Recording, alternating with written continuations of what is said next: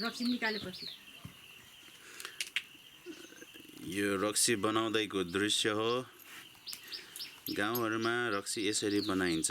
यो 3 पानी रक्सी बनाउँदाखेरि हामीले युज गर्ने यो भाँडा। 3 पानी भनेको के हो त फेरि? 3 पानी भनेको 3 वटा घैँटी राखेर बनाउनेलाई 3 पानी हैन र भन्ने?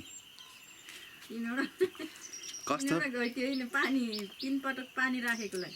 एक पाली हाल्यो, अर्को पटक त्यो फाल्यो, अर्को पटक हाल्यो, फेरि अर्को पटक हालेकोलाई 3 चोटी पानी फेरिएर बनाउने रक्सीलाई चाहिँ 3 पानी भनिन्छ। तपाईहरुले बुझ्नुभएको के हो? मैले बुझेको आजसम्म के थियो भन्दाखेरि यो 3 वटा भाँडा राखेर बनाउनेलाई चाहिँ 3 पानी भनिन्छ भनेर भन्थ्यो, तर होइन रहेछ। अब यो पानी यो आगो लगाइसकेपछि यहाँ भित्र पास छ।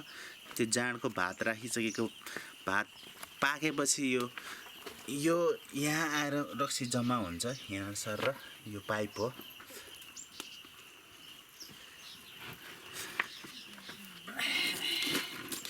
आगो चाहिँ बालिराख्नु पर्ने हुन्छ र दाउरा चाहिँ निकै धेरै लाग्ने गर्दछ।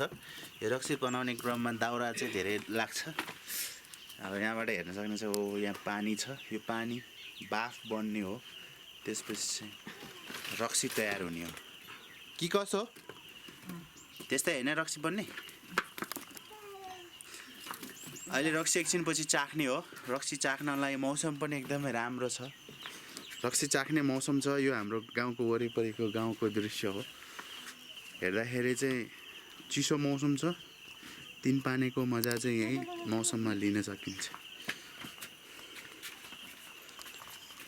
आहा, 3 पानी।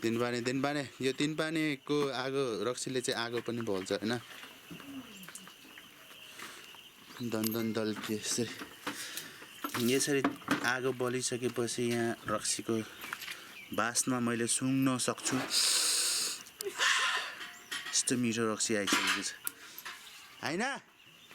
त्यसपछि रक्सी पाकिसकेपछि यो पानीहरूले तपाईँ युज गर्न सक्नुहुन्छ। त्यो पास जो अघि हामीले देखाइसकेका छौँ, त्यो चाहिँ पछि गएर बुङ्गुरलाई खुवाउने काम लाग्छ। यो पास हो, रक्सी बनिसकेपछिको पास। रक्सी बनाउने तरिका तपाईले थाहा पाइसक्नु होला, कसरी पकाउने, कसरी बनाउने। आगो दन्किएछ रक्सी बनाउने।